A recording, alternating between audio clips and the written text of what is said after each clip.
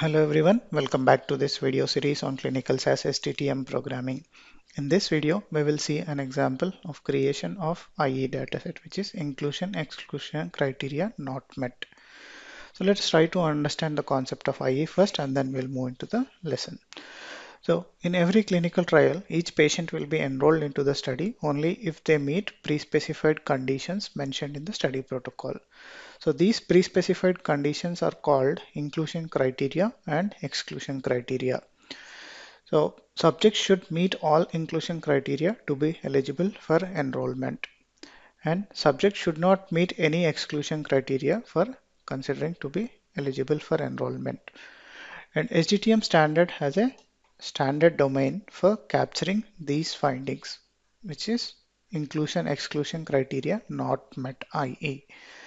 Note that we only capture the information for the inclusion criteria not met and exclusion criteria met in IE dataset. So we may have n number of inclusion exclusion criteria, but we will only capture those conditions which are not met, which means the failed inclusion criteria or the met inclusion exclusion criteria would be reported in IE domain, and we will not report the other cases. IE dataset belongs to findings class and has an expected record structure of one record per inclusion exclusion criteria not met per subject. What type of information is typically collected or presented in IE domain? So it is the date of assessment, short name for the test, and name of the test, and the result in original units and result in standard units. If it is collected as yes or no, so we would convert it as Y or N for IEST or ESC. So some other notes. So in most studies, IE criteria will be evaluated only once at the time of screening. And in some studies, IE criteria will be evaluated more than once, for example, at screening visit for the first time and subsequently at the visit of randomization for the second time. So in the cases where it is collected multiple times, so we will have to represent both instances in IE using visit num or visit to differentiate between these two instances of IE criteria evaluation. So now let us move to the lesson description. So in this lesson, we will see a basic example on how to create IE domain. So we'll see the form that captures the inclusion exclusion criteria failed. So here we have eligibility criteria form. So we have the date of assessment collected, so which is coming in the raw variable named IEDAT, and then the first inclusion criteria, whether that condition is met or not, and the second inclusion criteria, whether that is met or not, and we have one exclusion criteria, whether that is met or not. So we have three questions here. Basically, two are inclusion criteria and the third one is exclusion criteria. So in any other studies, you may run into 15-20 inclusion criteria and 15-20 exclusion criteria as well, but the overall flow remains the same. So here we are restricting for the sake of simplicity to only two inclusion criteria and exclusion criteria, one exclusion criteria. So let us try to see the annotations. So here if we see, we are being asked to map the information from IEDAT DAT variable to IEDTC. And then we have the inclusion criteria 1. So we are being asked to store the result from this ICRIT01 in IE or RES on the record where IE test CD is equal to INCL01. Again, so we'll get one variable for each of these questions in the raw data set. So we are being asked to transform it into rows, distinguishing them with different values in IE test CD. So we are being asked to populate IE or RES when IE test CD is equal to INCL01.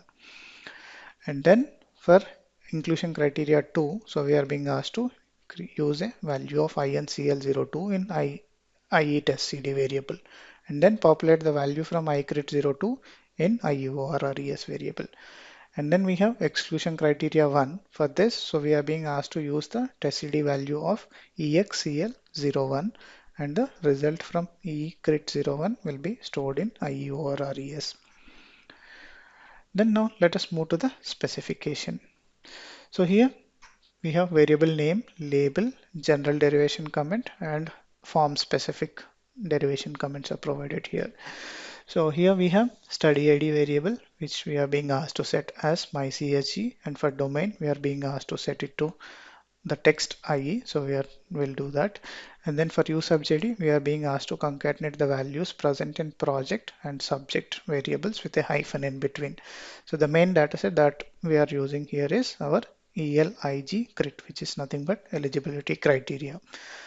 And then we have derivation for IEseek, which says sort the records by use sub JD, IE cat, IE test CD, IE DTC, and IE SPID, and assign as 1 on the first record of each subject and increment by 1 for each subsequent record for that subject.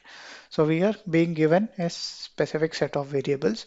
So we are being asked to sort the records based on those variables and then set the value for the seek variable as 1 on that first record within the subject. On the subsequent records, we are being asked to increment. So set to 1 on the first record and increment it by 1 on the subsequent record. So this subject 1002 had only one record, so this we have reset it to 1 as this is the first record of that subject.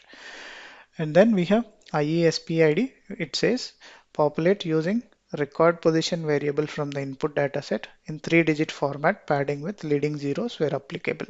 Say if we have a value of 1 in record position variable, we'll have to present it as 001. If we have a value of 19 in record position, we would have to present it as 019. And if we have a value of 199, so we just have to present it as 199. And then we have IETestCD variable. Here it says create a record for each failed inclusion criteria and each met exclusion criteria. So it says we'll have to create a record only for the inclusion criteria when the result is marked as no, and for exclusion criteria when the result is marked as yes.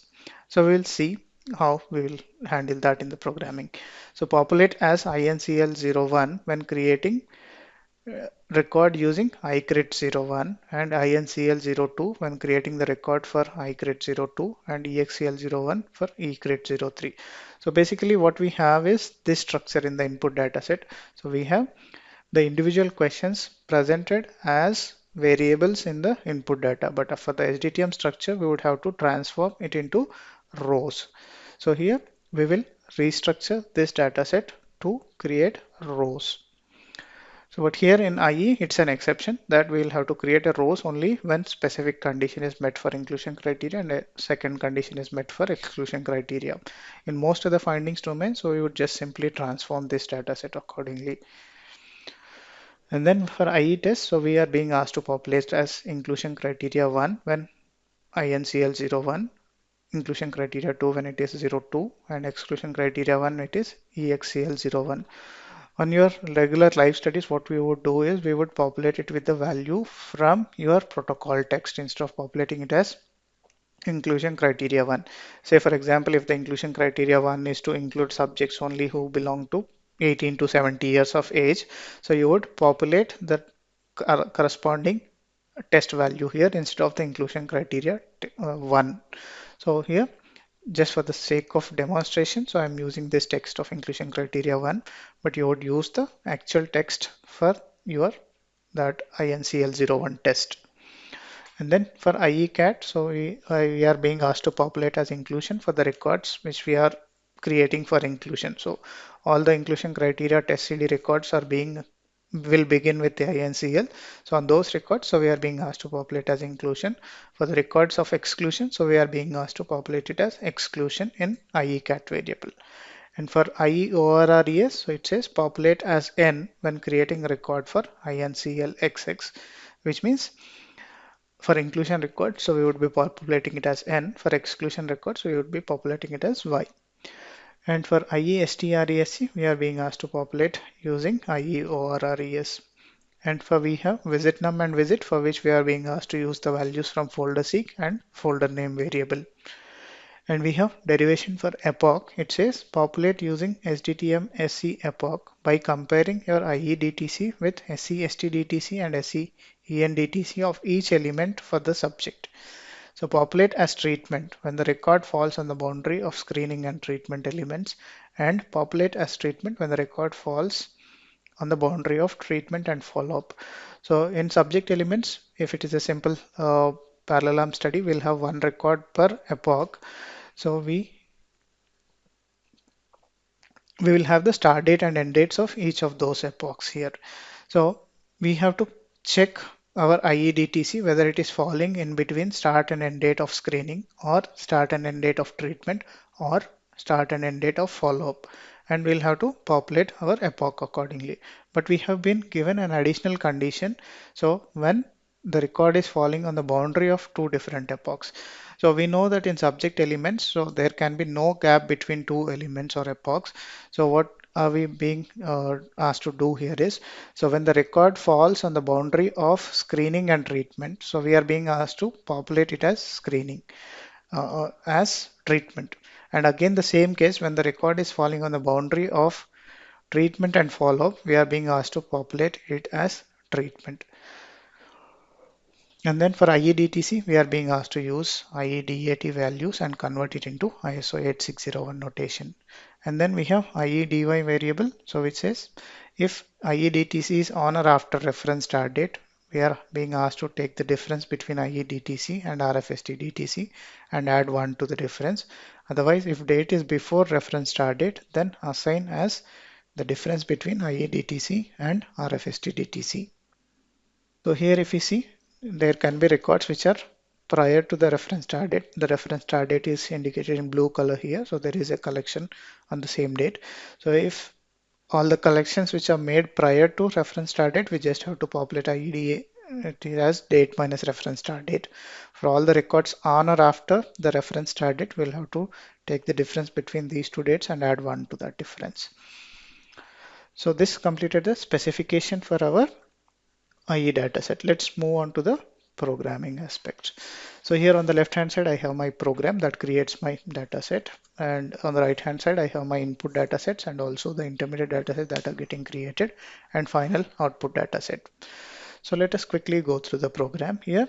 So the main input dataset is our eligibility grid. So let us take a quick look at that dataset. So we have records for two subjects.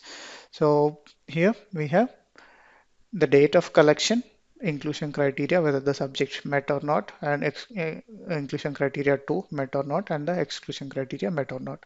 So we'll have to create a record for inclusion criteria if it is not met, and for exclusion criteria if it is met. So the other input datasets that are required are DM in order to fetch your RFST-DTC to create your study day variable, and the SC dataset to create our epoch variable. So because we need the start and end dates of each element or epoch to compare our IEDTC with and populate the epoch accordingly. So now here I am using my eligibility grid dataset and creating a dataset named IE01. So basically what we are trying to attempt here is to create rows from variables. So but we have an additional condition. We will have to create a row in the output dataset only when inclusion criteria result is no and exclusion criteria result is 1. Yes. So we will see now. Here we were asked to assign the text of my CSG to study ID variable. So we are doing that here. And then we were asked to populate the domain as IE. So we are doing that here. And for usubj ID, we were asked to concatenate the values present in study ID and subject with a hyphen in between. So we are achieving that using catx function of SAS. And then for record position, we were asked to convert it into 3-character wide string, adding leading zeros where applicable. So that can be achieved using Z3 format within the put function. So record position is a numeric variable. So when we use the Z3 format, if the total number of characters present in record position is less than 3, it would add those many number of leading zeros to complete the width of 3 which we have specified here. So we have created IESPID variable here. And then for IEDTC, so we are checking if IEDAT is not null and then converting it into ISO 8601 notation like in some of our previous videos, the same logic. And then comes our core record creation logic. So we were asked to create a row for inclusion criteria rows only when it is not met. So we are checking if ICRIT01 is no. So only when it is not met. So we are creating a row for IETestCD is equal to INCL01 with the test value of inclusion criteria 1. And then as this is not met, so we were asked to populate it as N in IEORRES and same had to be copied into IESTRESC as per the specification, and then output the record. So but here the record would be created for INCL01 only for those cases and subjects where that subject failed that inclusion criteria. So even the requirement is to create records for inclusion criteria which are not met. And then we are attempting the same logic with second inclusion criteria. We are checking whether the subject has marked inclusion criteria 2 as no. If it is the case, so we are assigning the text of INCL02 to test CD, inclusion criteria 2 to IE test, and assigning the result as N because the subject has not met that condition. And then assigning IE or RES value to IE STRESC and outputting the record. And then we have our exclusion criteria record. So for inclusion not met, and we will have to create a row for exclusion if it is met. So we are checking if the exclusion criteria is met. So if uppercase of ECRIT01 is equal to yes, then we are creating a record for EXEL01 in IE test CD and the text exclusion criteria 1 for IE test CD, and then IE ORRES is Y. As per by definition, we will have to capture the inclusion failed inclusion criteria or the met exclusion criteria in IE. So we are creating rows accordingly. So let us take a quick look at our IE01 dataset and see how many records are coming out of it. So we are getting 3 records out of the 2 input records. So for the first subject, we have INCL01, and for the second subject, we have 2 records. For 001, we have INCL02 failed and EXCL01 failed. So let us cross check if the raw data set.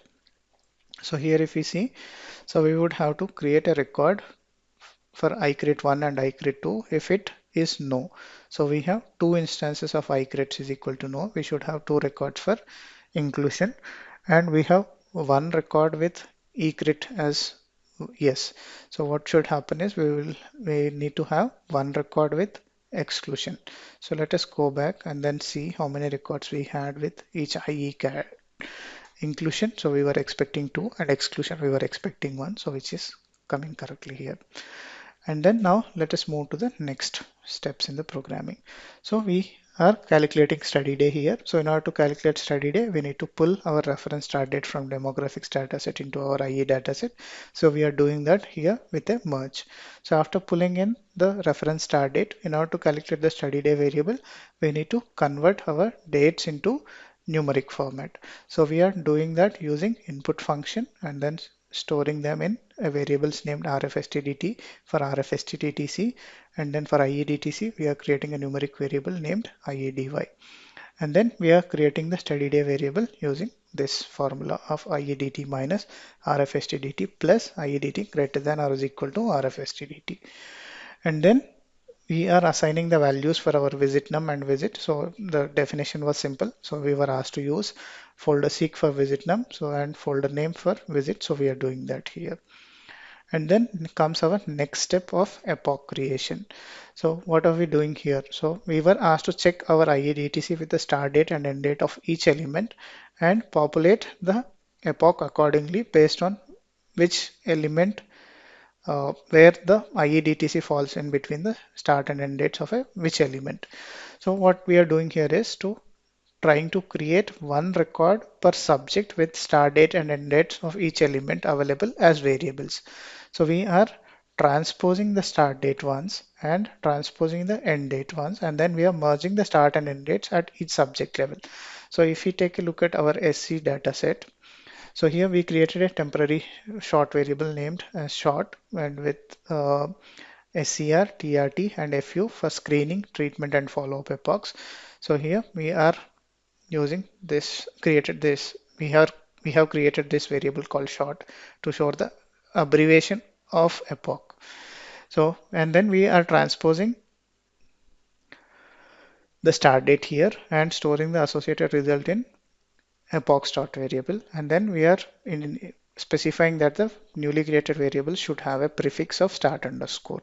So let us take a look at our epoch start variable, and then see how it is getting structured. So we have for each subject, we have the start date of screening, start date of treatment epoch, and start date of follow-up epoch. So we have done similar processing in epoch and dataset, but with end date. So if you take a look at epoch end date, so here we have end date for screening, end date of treatment, and end date of follow-up. So because we are getting this end underscore as prefix because we have used the option of prefix is equal to on transpose statement with end underscore. Now we have the start and end dates, two different data sets, but we want them to be present in the same data set. So we are merging our start dates and end dates and creating a new data set called epoch dates. So let us see that. So we have fetched the start and end dates of each of the elements into a single data set. So now when we try to pull in these dates into our IE, we can check whether if our IE date is falling in between start of screening to end of screening or start of treatment to end of treatment and start of follow-up and end of follow-up. So we are fetching our epoch dates into our IE dataset by merging it at subject level. And then here we are creating a new dataset called IE06. So by using IE01, so which will have our epoch dates populated alongside our IE date values. So let us take a look at IE05 here. So here we have our start date and each end dates of each of the epochs available across alongside our IEDT variable so that we can compare this with these dates and create the epoch variable accordingly. So here we are creating a variable called YMD and assigning the value from IEDTC here. So we are checking if our date value is in between screening and less than end of screening. If it is the case, or if the subject did not take treatment, so for that subjects who did not take treatment, start date of the treatment epoch will be null. So we for that subjects, so we are assigning till the end date of screening as epoch as screening. So for the subject who took treatment, so we will be considering the end date of screening under treatment epoch variable. But for the subject who did not start the treatment, we are considering the end date of screening for screening epoch because that was the requirement as per the specification. So when it falls on the boundary between end of screening and start of treatment, so we were asked to use the treatment epoch. So that's why we have not considered here less than or equal to for end of screening, but we have considered less than or is equal to end of screening for the subject who did not enter into treatment epoch, which can be identified using a missing value in start of treatment epoch. And then we are checking if the record date is falling in between start date of treatment element, start date of treatment epoch and end date of treatment epoch. If that is the case, so we are assigning the epoch as treatment. Otherwise, if it is falling in between start and end date of follow-up, so we are assigning it as follow-up. So for here we are completing the derivation for IECAT variable for all the test CDs which begin with INCL. So they are meant for inclusion. So we are assigning the IECAT as inclusion, and for the test CDs which correspond to EXCL, we are assigning the text of exclusion in IECAT variable. And then we are creating our seek variable. So we were asked to sort the records based on use sub ID, IECAT, IETestCD, IEDTC, and IESPID. And then on the each record, on the first record of each subject, we were asked to set the value of 1 on the subsequent record. So we were asked to increment it by 1. So we are doing that here with a sum statement. And then finally, we are keeping only required variables here. So I have assigned the variables required from the specification to a macro variable named IEVarList, and I am using that here in the next step in a keep statement and retain statement. So this will give me the final required variables and in the required order. So let us go back and see our final IE dataset. So here we have study ID, domain, new subj ID, IE sequence, IE SPID, IE test CD, test, category, original result, standard result, visit num, visit, epoch, DTC, and DY variables populated. So this is how you can create your IE dataset when you have your inclusion exclusion criteria collected as columns or variables in your input data set. Thank you for watching and keep learning.